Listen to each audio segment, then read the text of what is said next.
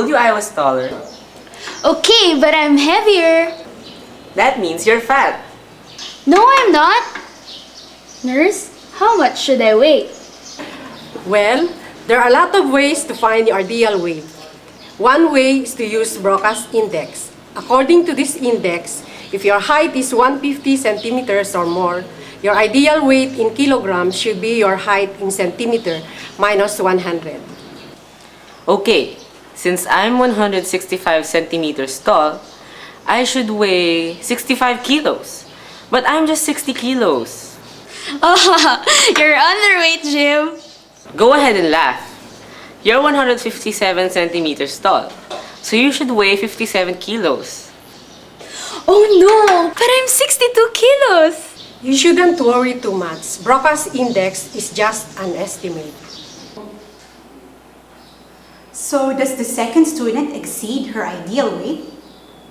Yes, she does. She weighs 62 kilos, which is 5 more than her ideal weight of 57. Okay.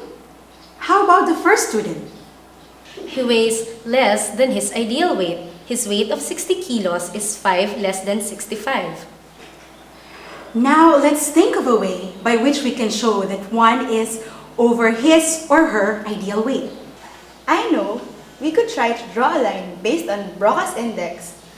Then, plot the location of the two relative to the line. That's an interesting idea. But how do we do that? Paula, could you show us on the board?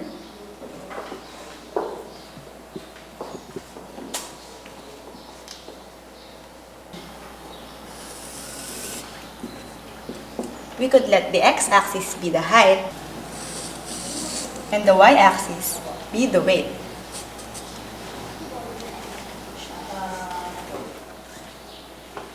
This is correct.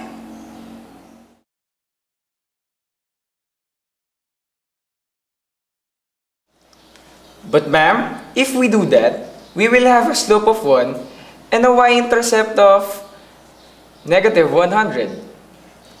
That's a huge graph. You're right. But the nurse in the video said that this formula only works for heights of 150 centimeters and greater. Aha! So we'll just focus on the part where x is greater than or equal to 150. Like so. And based on the formula, at 150 centimeters, you should weigh 50 kilos.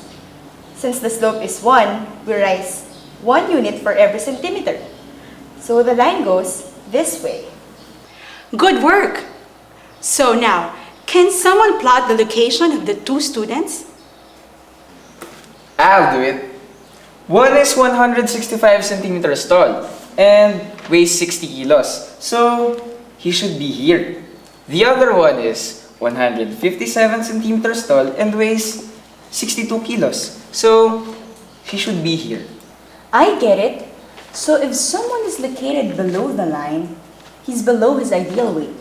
And if he is above the line, he's over his ideal weight. That's a valid observation. Now, I'd like you to write on a piece of paper your height and your weight, and please tell whether you're below or above your ideal weight using Broca's formula. Now, let's look at the data of the students who reported that their weight is above their ideal weight. Can someone plot all the points, the pair of x and y's on the plane? I'll do it. Hey, they're all above the Broca line. Okay, now, can someone tabulate the coordinates of these points and indicate also their ideal weights? Ma'am, let me do it.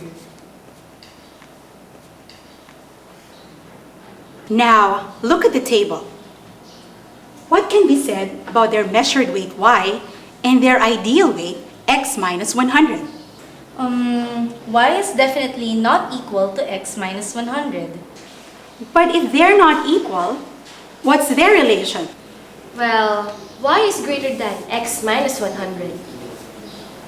You're right, Jane.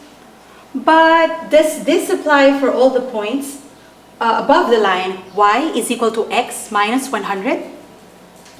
Yes, ma'am. For example, I could get the point 170, 75. The y-coordinate 75 is still greater than x minus 100, which is 70. Very good. So all points above the line y is equal to x minus 100 will have the relationship y is greater than x minus 100. Class, I'd like you to take note of this resulting equation, inequality. Such a relationship is what we call a linear inequality.